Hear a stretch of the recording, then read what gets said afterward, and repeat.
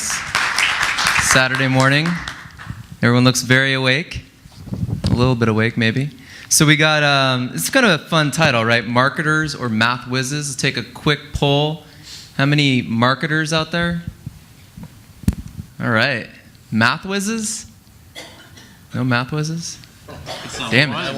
Yeah. We got one math whiz? All right. Well, as someone who has a major in math and comm, I feel like I'm a good moderate person here. I can actually moderate this panel. It should be fun. Today I think we are going to talk a lot about staffing and how staffing changes are kind of coming about in this new age. But one of the things we really wanted to talk about as well is as data and analytics becomes so much more important in marketing, how are the roles of agencies actually changing? I think there's a lot of interesting conversation today about what types of agencies are actually going to win. How is the power shifting between different types of agencies? What types of people do you need within those agencies? So I think there's a lot of very interesting topics that we're going to be able to cover today. We've got a great panel of experts here to discuss, and feel free to jump in and let's make this a little interactive since we don't want anyone passing out on a Saturday morning. We'll try to keep it a little bit lively. So I'm going to start and just have everyone kind of introduce themselves, and then let's share as all your guys' careers have progressed here. What's something that you guys have seen in particular around data and analytics that you feel like has really changed the industry in general? So Brad, why don't we start with you? Hi, good morning. I'm Brad Fuller, and I run the U.S. offices of an agency called RIVET, and we are a full-service group and doing everything from content marketing to digital, a lot of different things. But let's see. The thing that has changed, I should say, for me, I've probably got a different path than most of the people sitting here. I actually started out in this business as a creative. And so I was a creative director for many years, and I gravitated to the side of the business that was about strategy development because I really loved it. And I saw the importance of numbers in that process. And so I kind of went a different path. So I may have a different viewpoint about that. I see the agency's role changing in a lot of ways that's about interpretation. I'm sure that everybody here has clients who have reams and reams of data and they don't know what to do with it. So as we have moved from being a creative source of ideas that hopefully create activation for brands, we also have been thrown, whether we chose it or not, into the role of being an interpreter. And I think that the agencies that are doing well have an ability to help their clients do that. And I think that's a really serious part of what we do, to use the data in a smart, right way that helps the brands. Great. Tim? I wish I went first. My name is Tim Letscher. I'm Director of Digital Strategy and Analytics at Colle McVoy. We're a 225-person shop up in Minneapolis. And I would say the changes we've seen, I've come from a similar background. I'm actually a graphic design major by major. I was a creative director of my own shop for a while. I was interactive director of another place. But I found myself kept on asking why, who are we talking to, and so I got more and more upstream in the process and felt like strategy was something that I really liked to do. And with strategy, I think you really need these insights, and from the insights, you actually need to get that data, and you need to get, down to the numbers. And I would say one of the big changes. First of all, I've been around long enough that I remember I was at Foot Cone and Belding in the early '90s or mid '90s, and they brought in their first planner, and there was an uproar, they can't tell us what to make. It was just like. It was almost like rebellion with the creative staff, and then now it's become more of an accepted thing. I think the biggest sea change we're seeing right now is there's more of a healthy respect for what data can tell us. And I know at Colle McVoy, there's definitely an embrace of data from the creatives, and they're looking for those insights because they'll find that one little nugget and help us, help that idea come to life. Great. Will, you want to share something? Definitely. So my name is Will Stentz. I'm the Director of Marketing Analytics at Carmichael Lynch. We're also based in Minneapolis, actually fairly close to Tim's shop.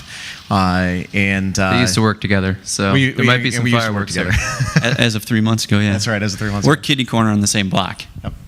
So I will clearly be editing some of my statements today to ensure that I do not reveal any kind of secrets I might have. I too kind of took a weird path. I was an account guy by training with a social science background. I got into the account thing, and then as I was once described, the account guy who likes math. And suddenly started to progress in the career, kept asking, like Tim, just kept asking the question, why? And once you start asking that question, you start finding out answers, and you start getting the numbers to tell you what the answers are, give you insights. It becomes kind of like crack. You just keep wanting more of it. And so found myself moving through and then restructuring our entire department here at Carmichael Lynch. So I think for me, the biggest thing that I've seen that I think has changed the industry is just awareness. Big data is not anything new. It's been around since the 60s and 70s, and heck, we were using big data to profile customers all along. Just now, people are more aware of it, and the customer's more aware, consciously aware of what's out there. And while that has also revolutionized the industry to bring us more information, it is also possibly going to change the face of our industry over the next couple of years as privacy continues to become more of an issue for the customer. And that awareness is definitely moving it. Thanks. Jeff? Thanks. Yeah, my name is Jeff Zabel. I'm the co-founder and chief product officer of a site called Datahero. Datahero is a site that makes everyone their own data scientist. That's really our goal. Where I came from is actually way outside the data space. I'm really a technologist at core. But what I like doing is creating technology that enables people to understand what it's doing underneath. And the problem we saw was that data is becoming more prolific. There's lots more of it in every industry. And as people try to understand that, that's a hard problem that not everyone can do. But there are technology solutions that can make that a lot easier. So, with Datahero, what we're trying to do is make it very easy for the average marketer, average sales personnel, anyone that basically has data at hand to make better sense of that. And that means helping them with the visualizations, helping point out, anomalies, things that are in that data that they should be looking at, so they don't have this bottleneck in the analytics and data groups that exist in these companies, because those people should be looking at the bigger, deeper problems and trying to translate those as well. So how do we enable everyone to just become their own data hero? Thank you very much. I think it's interesting. I think one of the most interesting things that's kind of going around in the industry today is this reshuffling of power within the agencies, right? You have the media agencies, you have the creative agencies, you also have a lot of the smaller specialty agencies. And, data and as well as the ATDs, data and analytics, as it becomes more important, is starting to shake things up a little bit. And so the first thing I wanted to kind of hit on was, who are the winners and losers here? Brad, from your perspective, who is kind of winning? Is there a power shift at all as data becomes more important, or is kind of playing the same as it always has been? From my perspective, I don't think we're headed toward one model that is going to work, and I think ideas are still going to win. I don't think that that's going to change. We are smarter about what goes into the creation of those ideas, but I think our industry is creative enough that they're going to find different models for how that works for them. I don't think it's going to be a unified thing. So to me, who's winning still is who has the best creative, who has the best idea that is actually making a difference in the marketplace. And the role that data plays in that is obviously very powerful, but I think in the end, the ideas and creative trump everything else. And Tim, do you think so if the idea is what wins it, have you found that having the best data is what actually helps create that idea, or is it really having a great understanding of the brand value and the brand itself that kind of brings out that great concept? Yeah, I'd say it's the latter, because there's still the way we're structured within our agency, we have brand strategists, which are a lot of the human insights, and we have digital strategists, and we have analysts. And those three really come together to offer the insights that our creative then can build on.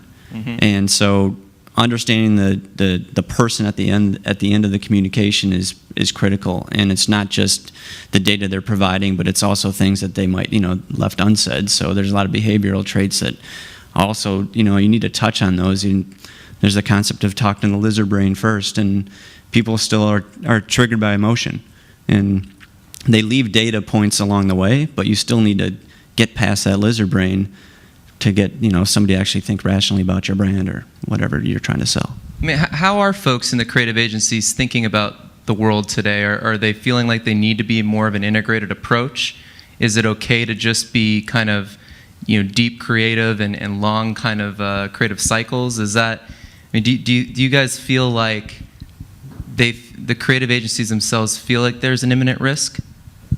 I think there's this need for speed right now. It's like everything, nobody feels like they know everything that's going on because it's all happening so fast. I mean, it was weird how Instagram video now is all of a sudden old news. What was that, 2 days ago? And if you don't know about it now, where have you been? So for a creative person to not know that, right. Like they feel like they're always under the gun. Like, well, I didn't know they could do video. Now maybe we could throw that into part of our idea. So it's weird. It's some of the advances are, is it the tail wagging the dog? Should we be making things just to serve the data or the technology that's developing? I think that's a very good point. And Will, have you seen the role of analytics, the perception of it within the agency actually change over the years? It depends on the leadership at the agency. If the leadership of the agency is 100% creative focused on the output, then to put it simply, I'm never going to walk up onto stage and receive an award for this great campaign that was designed. And even though the analytics department fed the insights necessary to create the campaign and then actually measured it to prove that it worked, I'm never going up there to receive the award. It's always going to be the creative. If you have leadership in the agency, though, that says we have to have the insights and we have to have this information, what I've actually seen happening has been some people will naturally part. The ones who don't believe in that, they naturally leave. And then there'll be some other people who, maybe to make change happen faster, you have to tell them that it might be time for them to leave. And as you start to see that happen, what you're trying to do is develop a culture that actually appreciates it. The fact of the matter is, even for an Effie, which bases its award on the fact that something performed, it's still always going to be the creative guy going up to receive that. That makes sense. And Jeff, do you think, from a technology side, do we need to actually be using technology tools more so that folks that aren't necessarily the math whizzes can actually get good at analytics? Yeah, and I think what we've seen is that, and what we've seen through the panels, these past couple of days is that there's a lot of good ideas and there's a lot of bad ideas and there's a couple really, really good ideas. And the people that are doing it really well, you see the Ship My Pants campaign that we saw, or, the Oreo one that's been, brought up multiple times during the presentations. And the thing is, that was just one, tiny piece, but there was a lot of good stuff they did as well, and there's a lot of bad stuff. But the people who can iterate faster on that design and use the technology behind it to figure out which ideas are good and then test them out. So, in the Ship My Pants campaign, they basically said, well, let's test this out on social media, and that was their first foray. It was an experiment at a brand at a larger scale. In different agencies or different brands, people are doing it at different scales. Sometimes it's just a smaller piece, but the trick is to really iterate and do that quickly. And the iteration and the knowledge of what's working, what's not, comes from the numbers. So if you can make that really coherent and understandable through a technology tool where you can measure that approach and then make that a more informed decision about what's working and do that quicker, I think those are the brands that will succeed, and those are the campaigns that will succeed. And if the technology is in a place that makes that really simple and really easy, then it shouldn't be an excuse of, I can't do that fast enough. Perfect. I think it is interesting, and as things are kind of changing, there's a lot of talk about this kind of integrated or, basically consolidating all your agency efforts. And right now, you still kind of have the media creative agencies and some of the smaller specialized folks. But let's get a show of hands. How many do you guys actually think that we're kind of moving towards a one-stop shop where kind of like the one agency is actually going to run everything? Or do you feel like it's kind of going to be a collaboration of folks that's going to come up with the best plan and idea? How many of you actually think it's going to be a one-stop shop? Anyone? 0. Nobody. All right.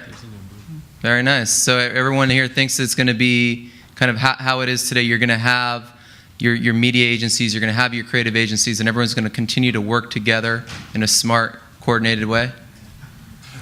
Have you ever tried to coordinate? Smart, coordinated way. We've got the agency folks over here. If you've ever tried to coordinate multiple agencies' data sources together and actually have everyone in the same room talking without political agendas, cheers to you. Oh, man. So, Tim, I mean, let's go to you on this one. What have you seen that actually works really well, or what's the most effective way? Do you think it's more effective to have strategy, planning, and analytics under one roof? Or have you seen it better where it's kind of separated and more specialized? Yeah, well, Colle McVoy's experienced some success with the first model you talked about. We did something. Explore Minnesota is one of our clients, and they were trying to drive some traffic to their site. They had just experienced a government shutdown where the state of Minnesota shut down their government, so it dropped the visits to the site, and they wanted to see what they could do to get that up. So through some audits of 8 sites that people would visit for coming to Minnesota to do something, we noticed that there's this big gap for people who were looking for biking information, and they wanted to find maps, and there really was not a good source for that kind of thing. Not only just the maps, but what was nearby, what's a good place to have lunch, almost like a Yelp type thing. So that was like the insight and the data that came from some analysis and the strategy, and we came up with this thing called Pedal MN, which it's now in its 3rd year, and it's been award-winning. So it's creatively driven. It's like won creative awards. It's won a media award. So that's like a great case study of something that started with some data and some insights and turned into award-winning work. And that all happened under one roof. And Will, is that similar for you guys? Are you guys also kind of positioning yourselves as having everything under one roof, or is it same type of approach? Yeah, so we take a very similar approach to what Tim and his group do, where we have the analytics folks are being used to inform the brand strategists and the brand sociologists, who are then informing the engagement teams, which are then informing back to the analytics teams. The ideal situation is to have those 3 plus the other core anchored by an account person, but then have the creative person sitting there to understand the project manager, basically have that entire team, because what you find is that sometimes the biggest insight doesn't come out of the creative guy. It comes out of the account person who's sitting there where the data just happened to speak to them differently. And each one of those people are essential when you're looking at this information, because no one person is going to be able to analyze all the data and come up with all the different angles that you can take from it. So it's important to have that integrated approach. In terms of how that plays out then for the larger agency, I think what you're going to see is you're going to see 2 winners. One will be the massive agencies that have all the disciplines under one roof and have the rock stars out there. You're also going to see some other agencies that are going to be a little bit smaller, and what they're going to be able to do is actually cohesively mesh all of the stuff together from multiple sources. That's why I brought up the example of if you're able to take 2 different partners or 3 different partners' data, assimilate that for the client, and then actually get those partners in the same room to work together. Yeah. That's worth even more to a client, to have that type of teamwork actually working with them. The next piece out of that one is actually making the client carve out time to actually sit there in the conversation and listen and participate. A lot of times it's, oh, well, I don't have time for that today. I got something else that's hot on my plate. But in reality, their presence actually is going to help. What's the downside to the integrated approach? Is there any lack of focus or I guess best of class with any one particular discipline? Having it all under one roof? Yeah, I mean, do you guys feel like, is there any way where you actually start to lose some focus on whether it's the creative or the strategy piece? Or do you feel like you guys are just as good even though you're taking on more of an integrated approach? I'm all for the blurred lines between roles, and I think that that's absolutely true, that when you get the people in the room, you don't know who the perfect insight or the perfect start of something that's really important for a brand can come from. So I like a structure like that. But I think one thing that needs to be thrown in here is that no matter what happens with this industry, there will always be clients out there that feel that a one-stop shop, that they're not getting the best of something, that they will want specialists, and they feel like the formula will not work for them if it's all from one place. Whether that is true or not, I think that there have always been clients like that, no matter how the pendulum has swung, and they will always be there.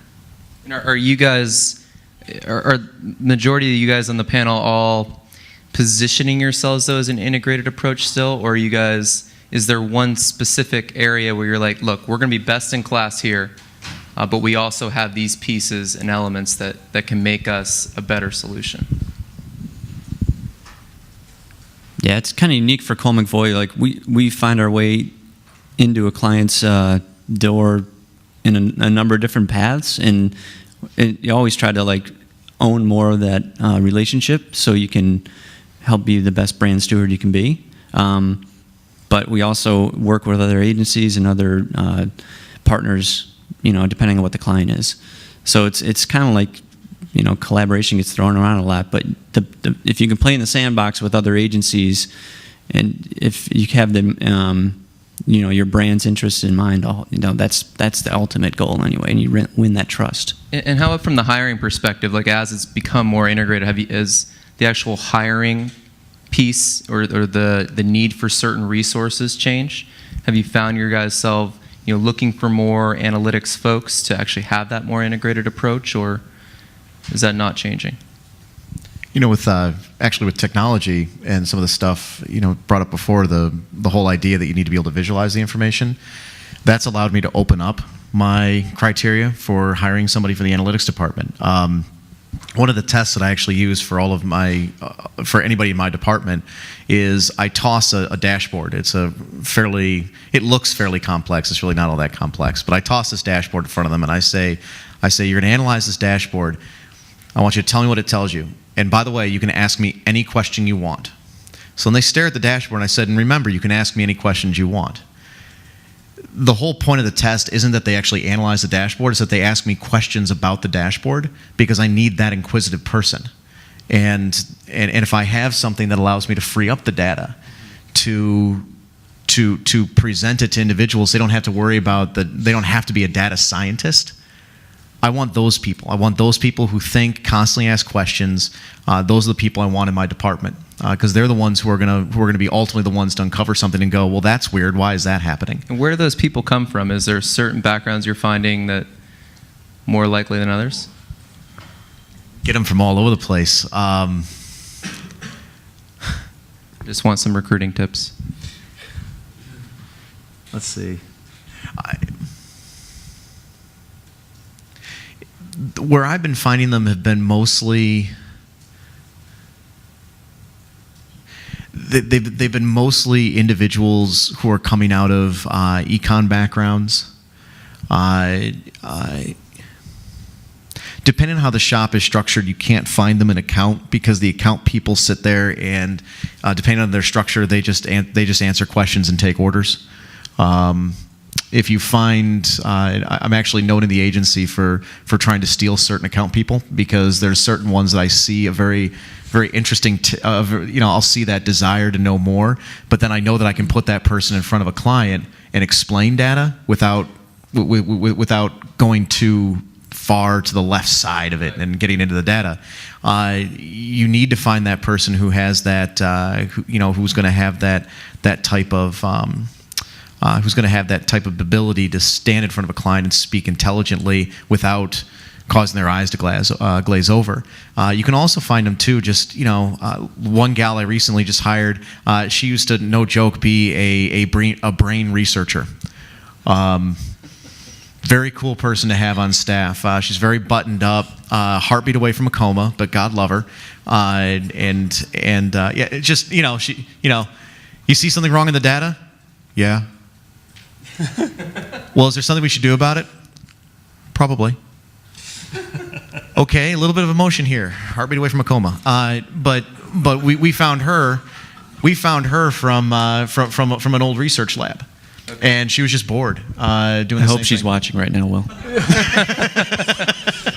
No, luckily Christy will not have any knowledge of that, unless you tell her. But But no, that's where you start to find these people. There are also people in your own staff you can kind of look for them. A creative person can do it. There's accounting people can do it. HR people can do it. You just look for that person who has that desire to keep asking why. And if you find that person, that's who you want in an analytics department. Especially now that we got tools out there that can help us. Yeah, and that's it's a totally interesting point. And one of the things that we found really interesting, and one of the things I found interesting when we started Datahero, was we did a lot of user study and did that design methodology of trying. And what we found was that understanding data, most people can actually do it if they see it. But creating that is pretty difficult, even for a lot of people. So we kind of see two types of people that come into our site. It's, I have data, give me answers. And those people, even if you just give them, what we do is, you bring in the data and it creates a bunch of visualizations on what we think is the things that are interesting. And if you just give them that starting point, that's enough for people to start to look at it and they go, oh, I understand that, looks interesting. And then to start to play and go a little deeper into it and make that a little bit easier. And the other thing we found interesting was that people really have a hard time even understanding the best way to visualize or present information. And it's, there's almost very straightforward rules on how you do that, but it strikes me as completely odd that all these products out there, the first question asked you is, what kind of chart would you like to build? Right? When the question really should be, here's my question, and here's the pieces of data, this is the right chart for you. And when we made that design shift in the product where we basically said, okay, put on the data and we will create the chart we think best represents that. So it does that through algorithms underneath. All of a sudden it freed up people's mind to think about the question and the answer they were looking for, and then to tweak it if that was wrong or not quite right, or they wanted to see it a little bit differently. But just that little piece of removing that, roadblock in the process of having to think, well, what kind of chart do I want to make, made that data exploration process and the ability to understand it so much easier for really anyone in an organization. Jeff, let me ask you, what within organizations that you guys work with, who's actually best at using the technology tools that you guys have? Like, what roles in the companies that you guys work with are best positioned to actually utilize the data you provide? Yeah, so that's a good question. I guess it's a person that's coming in that has, and what we've seen is it's a little bit too much data to just look at in an Excel file and understand immediately by looking at the numbers. There's very few people who can do that well. So we kind of fall in where I like to call the rock and hard place. And the rock is Excel that everyone knows and has, and the hard place is something more like a business intelligence tool that's not giving you the answers, or you need to go to that data science team.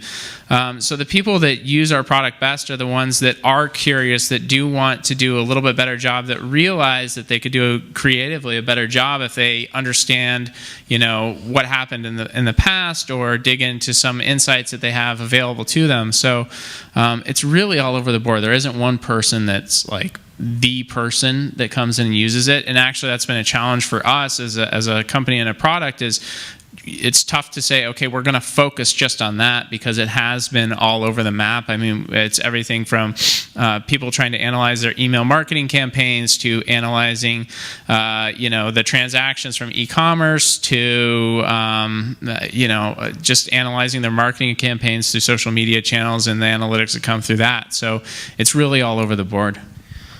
All right, makes sense. We're going to play a little Frankenstein game right now, and the question is going to be, if you guys were to recreate the ideal kind of marketing team for a brand, okay, what would that team look like? What types of people would you actually need? And, is it more multiple skill sets with one person? Do you have different types of people that just play together? What is that ideal structure for a media team? Brad, I'll start with you. You're closest. Wow. You're welcome. Just you? You are the ideal media team. Just me. The one-man team. I think part of the answer is from the last question, and it is not necessarily about roles, although you certainly need certain roles to fulfill on the promise of the work. But I like to get involved in interviewing people for our agency when I can, even for the creative team.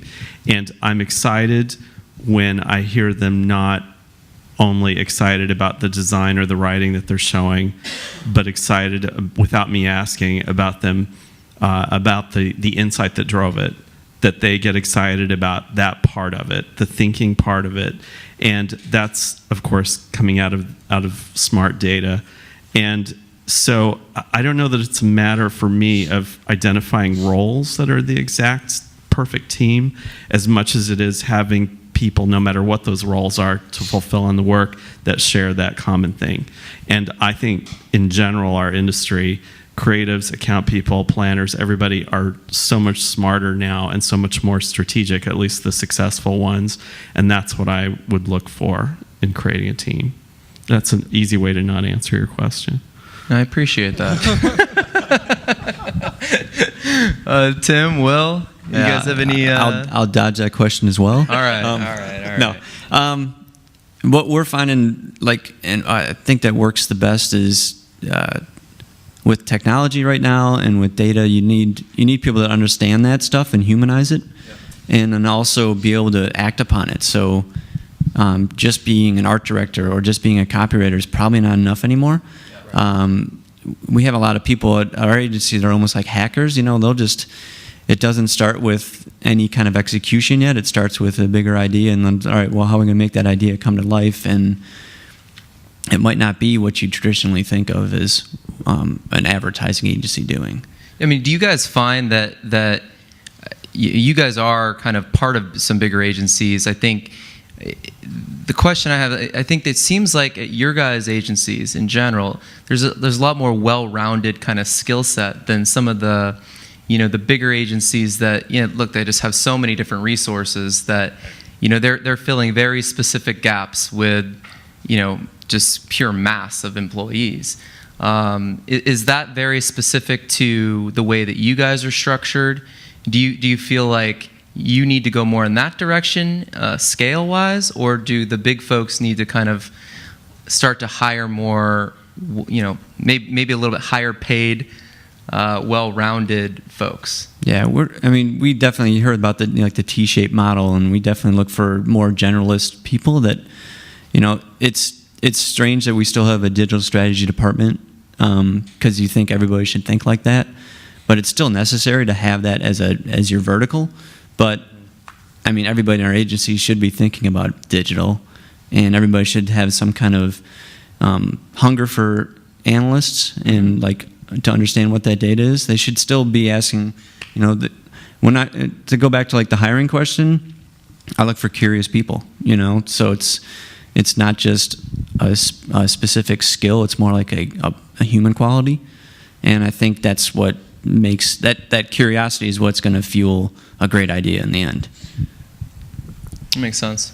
I find I just steal Tim's people. That's how I build my department. He tried it. He failed at one. I did, actually. I had to break something up earlier. It just was not. It was not pretty. No, every time. A specialist. You have to have certain specialists. I would argue that you have to have some type of an individual there who is a form of a data scientist. If they're not a statistician, you have to have somebody there who keeps it pure. And that's on each team or over a bunch of different teams? Overall, I mean, in my mind, you have a couple specialists. The first specialist has to be that statistician, has to be that almost academic, because correlation does not equal causation is the common thing that we keep telling people. And people don't understand that a correlation can sit there and can look on a nice plot graph, and you calculate in an Excel, and you're like, look, there's a correlation. Except that individual comes in and says, well, actually, you need to remove this, you need to do this. It's far more complicated. That person keeps you honest. And that person is the only person in the agency who should never be jaded by politics, because they have to be the truth. They always have to keep you honest.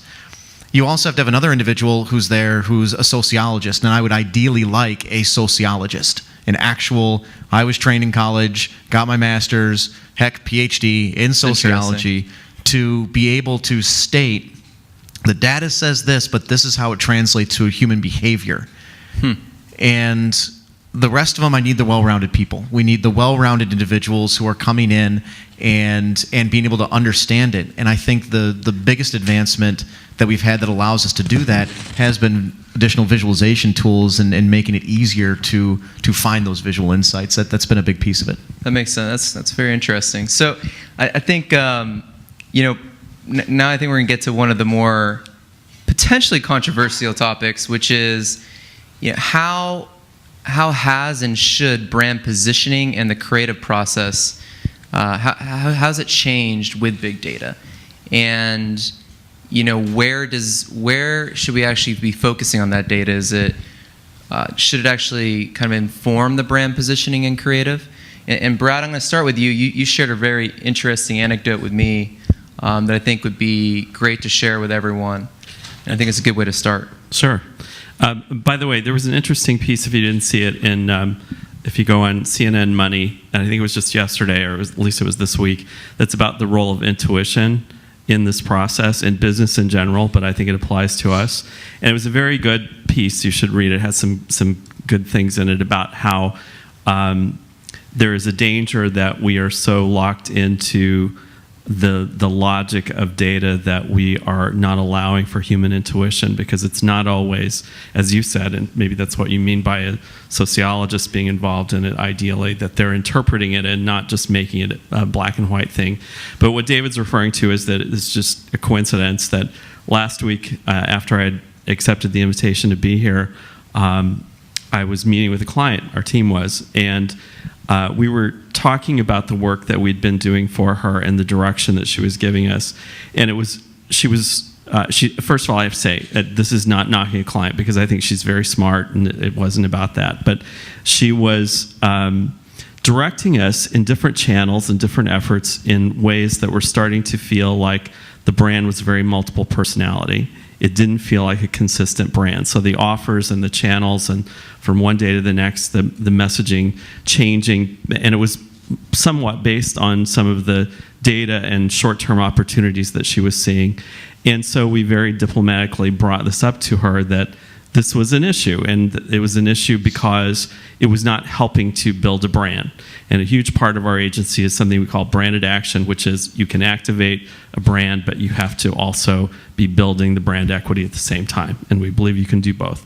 So anyway, she looked at us and she said, well, why? And the response, of course, was, well, in the short term, you may be able to win some of these.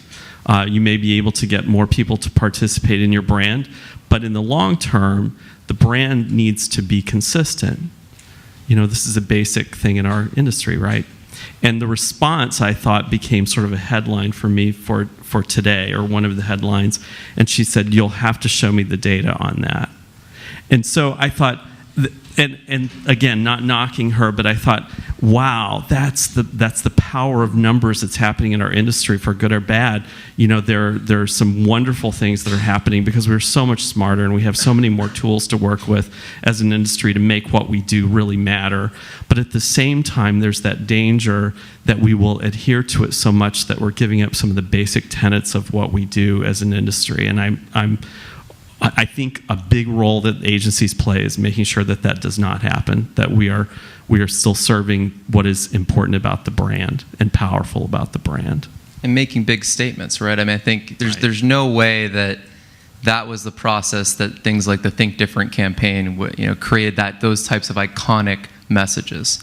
Look at Nike's like Find Greatness. That was right. Is that data driven? But so what are the smart ways, Tim, to use data in the creative process? Are there right ways to do it that actually can still lead to really big ideas? Well, I would build on what Brad was saying. I always visualize this thing in my head where you've got this gap between two cliffs, and data basically helps you start building that bridge, and you'll never get to the other side of the bridge. Eventually, you'll never get over there. You can build as far as you want. You still have to make that leap, and you still have to. And that's where intuition comes in. That's where human behavior comes in, and data can only get you so far. It'll help you with some of the way, but you still need to make that creative leap. And do you actually think are creatives actually responsive to some of the data that you provide, or is it, especially pre-process, like before the actual ideation and the whole ideas come together? Are they receptive to that data?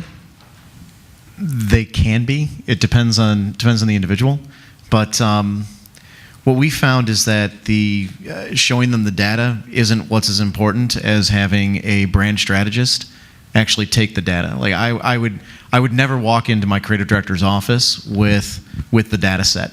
I would walk in with my brand strategist, and I'm basically standing just over her left shoulder, and she's the one explaining the insights. There are certain places it can be, and inherently a creative individual has been trained and brought up to fear data, because don't you dare tell me how good my spot was or wasn't supposed to work using your numbers. That's not what it's supposed to be there for.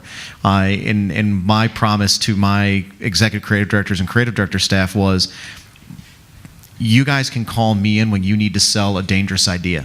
When you know in your gut that something's going to break through, I don't want to use that term, when something's really going to just change the way the client thinks about their business, or is that idea that just makes their hand a little bit, like sweat a little bit, bring me in to support that idea so they can feel a little bit more comfortable about taking that leap, because that leap Tim brought up, that's really it. The leap's always going to have to be there. And this is the tension, I think, that's going to be the continual kind of conversation that goes on in this industry for the next few years. And we didn't get into a lot of it today. I think we're kind of close on wrapping up. Are we? Yeah. So we'll probably open it up at this point, and then we probably got almost half into what we wanted to, but let's open it up at this point, and how should we spend our Saturday afternoon? Golfing? Anyone's going to get out there? Too late? Anyone have any questions? I'm sorry I missed the trap shooting. That's what I wanted. I wanted to do the yoga on the lake. Well, I'm curious. You did mention already the idea that there's some disciplines that sort of new grads are coming out of school with that actually are acquainted with integrating data with other ideas and interpreting data, not just following data. Are there particular skill sets that you're seeing coming into the market now? Among we often talk about how a younger generation of marketers is coming in with a set of for instance, social tools that they already know out of the box. Are there disciplines where that understanding of data as an interpretive tool are really prevalent, and that you're starting to see that when you're interviewing people? I could say for me, I'm finding those folks are not coming out of school looking for marketing or advertising jobs right away. The folks that we're finding at the entry level are not those analytical, data-driven folks that we in many cases need. We're generally finding those guys or those resources a little bit later in their career cycle, maybe after a few years of trying something like in Wall Street or like in a more data-driven role. I don't know. How about you guys? Are you guys finding any of those? And what is those kind of like the majors? Or it was interesting. I actually read a good article on the ideal data scientist would be an engineer with an engineering background, but then was practiced in computer science, and so had this concept of how to build things, knew how to build things, but then what they actually their tools to actually build was actual engineering or computer coding. No way. I mean, being an engineer myself and hiring a bunch of these people, no, because they're going to go too low level. So, a computer scientist will take that down to the rawest roots of it and look at it completely theoretically. So a classic example in Datahero is we make pie charts. One of my engineers, literally every day we joke about it because he hates pie charts. And if you're, into visualization and understanding it, there's a good reason he hates that, but every sales ops guy that comes in tries to put everything into a pie chart, even if he can't, right? Or he or she can't. So I don't think a computer scientist can really do it. I really think that there needs to be the three areas and this was kind of your team's question. When we try to do that, we build it up into teams of three, and it's somebody that knows technology, somebody that knows business, and someone knows design. And the design can also be and would even be better if it's sociology, humanities driven. And when you put those three elements together, you have the strategic thinking, something that can build it and create it and make it, and then someone who has that intuition in the sense of what works and what works well, and how do you communicate that either through design or back to a human level of understanding, right? And so I think, the computer science guys, yes, they're very difficult to hire, and it's really hard to get really great computer scientists right now or computer engineers. But there's no way that I'd want that person being my, sole analytical person in a company. I mean, the people coming out of college who've studied economics, things like that, they want the jobs at Target. They want to go and create the next big algorithm that's going to be the thing that'll change the game. And they've got this grandiose vision that they're going to become the next Wall Street or the next circular king for Target, things like that. The place where you'd probably want to go to find that skill set, and I'm having a hard time recruiting these people because they're too young to see that far ahead. You have to wait till they're disillusioned. Yeah, essentially, yeah. That's right. You have to. You call me back when you failed right, once you or call them back in twice. 3 years And when they you've get- lost that. They get tired of wearing khakis and red shirts too. That's right. That's right. Working Hey, well, so kind of work. That's right. You realize there's people better than you, right? Come over here. It's the social scientist. The people I actually have a fun time talking to are some psychologists, and there's neuromarketing, if you guys are familiar with it, book biology, things like that. Those guys are really cool because, one, they actually live to try to manipulate the human being. And they're a lot of fun because you can bring them in and say, look at this data and figure out how you can manipulate not just one person. I can help you manipulate thousands of people. And they get really excited about that. So you say, hey, come on over here. You want to work with me. But it's that kind of an idea where you want to find that person who can make the leap into marketing, because marketing analytics isn't nearly as sexy as running Wall Street or running a big major corporation. What they realize once they get the big corporation is that there's only a few people that do that, where they could come over and work in the agency setting and literally pave the way. And that's my hook to them. Do you want to go and just be the drone? Or you want to come over and you actually want to change the face of an entire industry? And manipulate far more people. And manipulate far more people. It's an oddly creepy note to end on. You're welcome. Thank you. Thanks very much, guys. That was great. Thank you.